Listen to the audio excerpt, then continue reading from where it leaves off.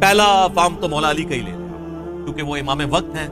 ابو داؤد ترمذی ابن ماجہ میں حدیث ہے علیکم بسنتی و سنت الخلفاء الراشدین المہدیین، تم پر میری سنت اور میرے خلفاء راشدین کی سنت لازم. تو مولا علی خلیفہ راشد ہیں.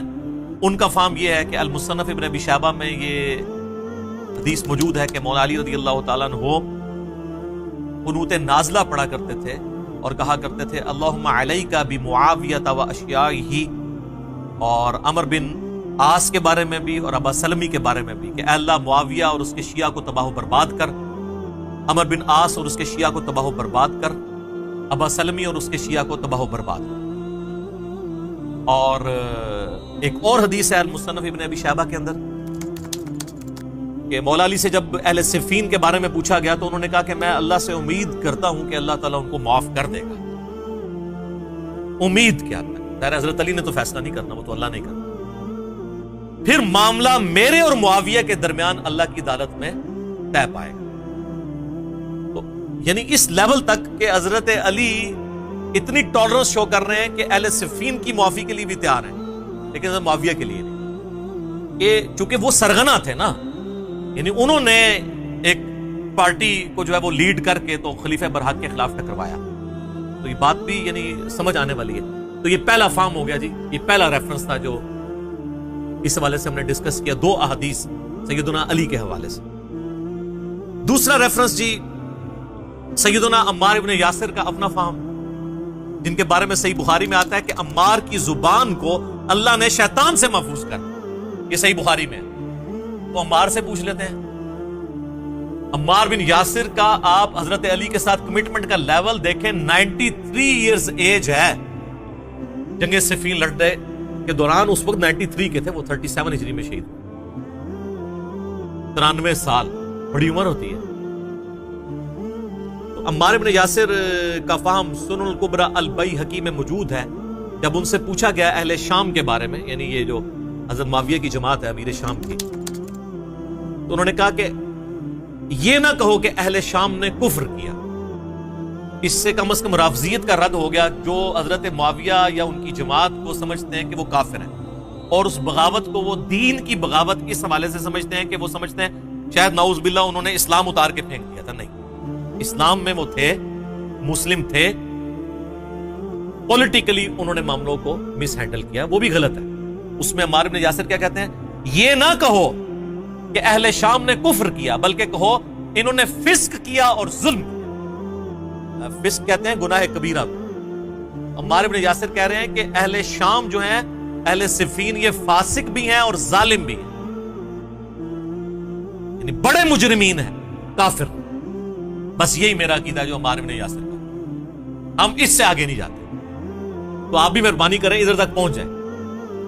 لہذا اہل صفین کو فاسق، ظالم، مجرم، باغی، دوزخ کی طرف بلانے والے، یہ سارے کے سارے الفاظ بالکل جسٹیفائی ہو گئے. عمار بن یاسر کا فہم بھی، سلف کا فہم بھی آ گیا. اب کوئی عمار بن یاسر کے فہم کو چھوڑ کے کوئی ریالوں والے مولوی کے فہم کو اپنا فہم مان رہا ہے تو اس کی اپنی قسمت ہے.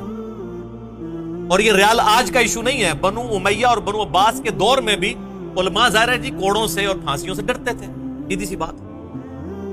تو یہ دوسرا ریفرنس. تیسرا ریفرنس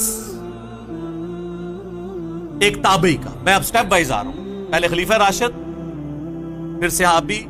حالانکہ صحابہ میں اور بھی کئی فارم میں بیان کر سکتا ہوں لیکن میں اس کو سکپ کر رہا ہوں آج مال نہیں، ورنہ وہ ٹاپک اور طرف چلا جائے گا. وہ پمفلٹ میں موجود ہے سارے.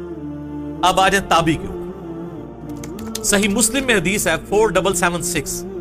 ایک تابعی ہیں عبد الرحمن بن عبد رب الکعبہ. عبد الرحمن یعنی وہ تابعی ہیں. وہ کہتے ہیں کہ میں خانہ کعبہ شریف میں داخل ہوا. صحیح مسلم 4776. ایک کہانی شریف، تاریخ شریف نہیں سر، سب احادیث شریف چل رہے ہیں. تو یہ مولانا شریف نہیں ہے، مسلم شریف ہے. 4776 کہتے ہیں میں نے دیکھا کہ حضرت عبداللہ بن عمر بن عاص خانہ کعبہ کی دیوار کے ساتھ ٹیک لگائے ہوئے ہیں اور لوگوں کو احادیث بیان کر رہے ہیں. اور اس میں وہ ایک حدیث بیان کر رہے تھے کہ اپنے امیر کی اطاعت ضرور کرنی ہے جو تمہارا حکمران ہے، اور اس کے اوپر ایمفسائز کر رہے تھے. تو اس شخص نے عرض کی کہ حضرت یہ باتیں آپ نے نبی علیہ السلام سے خود سنی ہیں؟ ان کا ہاں. میرے کانوں نے سنا، میری آنکھوں نے حضور کو دیکھا اور میرے دل نے آپ کی بات یاد رکھی کہ امیر کی اطاعت کرنی ہے ہر حال میں۔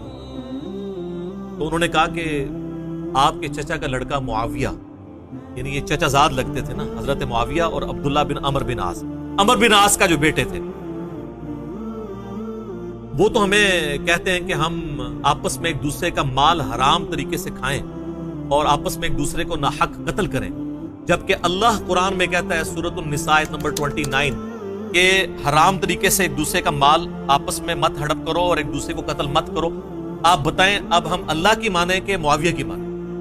اب یہ ظاہر بڑی ایک سخت بات تھی، تو حضرت عبداللہ بن عمر بن عاص نے تھوڑی دیر تک خاموشی اختیار کی اور پھر سر اٹھا کے کہا کہ معاویہ کی اطاعت کرو ان کاموں میں جس میں وہ اللہ کی اطاعت کے اندر تمہیں حکم دے، اور معاویہ کی نافرمانی کرو ان کاموں میں جس میں وہ اللہ کی نافرمانی کا حکم دے، اور یہی عقیدہ مسلمان کا ہونا چاہیے۔ بخاری اور مسلم دونوں میں حدیث ہے، مولا علی کہتے ہیں نبی علیہ السلام نے فرمایا کہ مخلوق کی اطاعت صرف معروف کے اندر ہے، اللہ کی اطاعت کے اندر ہے۔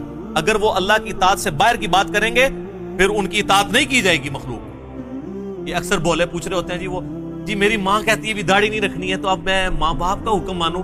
یہ وہ بندہ ہے جو ماں باپ کے کہنے پہ کبھی دہی لینے کے لیے بھی دکان پہ نہیں جاتا، اس داڑھی کے معاملے میں ماشاءاللہ لمحہ پہ جاتا ہے۔ اب میں والدہ کا حکم مانوں یا اللہ کا؟ ڈوپول ہے۔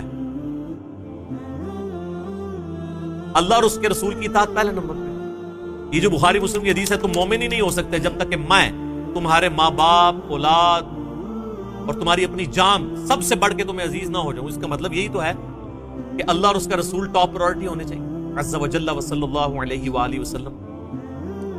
تو یہ جناب فہم آ گیا ایک تابعی کا، اور ساتھ صحابی کا فہم بھی آ گیا، عمر بن عاص کا، ان کے بیٹے کا عبداللہ بن عمر بن عاص۔ یہاں پہ ایک میں مدنی پھول آپ کو دوں۔ یہ اکثر جو یہ بات بولی جاتی ہے نا، الصحابۃ کلھم عدول، صحابہ سب کے سب عادل ہیں، اس کا وہ مطلب نہیں جو آپ کو بریلوی دیوبندی یا اہل حدیث کے مولوی پڑھاتے ہیں یا ان کے بزرگ۔ ورنہ یہاں پہ عبداللہ بن عمر بن عاص کو صحیح مسلم 4776 نمبر حدیث میں کہنا چاہیے تھا الصحابۃ کلھم عدول، سارے صحابہ عدل کرنے والے ہیں۔ تو تم یہ کہہ رہے ہو کہ یہ حرام خوری کا حکم دیتا ہے اور قتل ناحق کا حکم دیتا ہے، یہ کیسے ہو سکتا ہے؟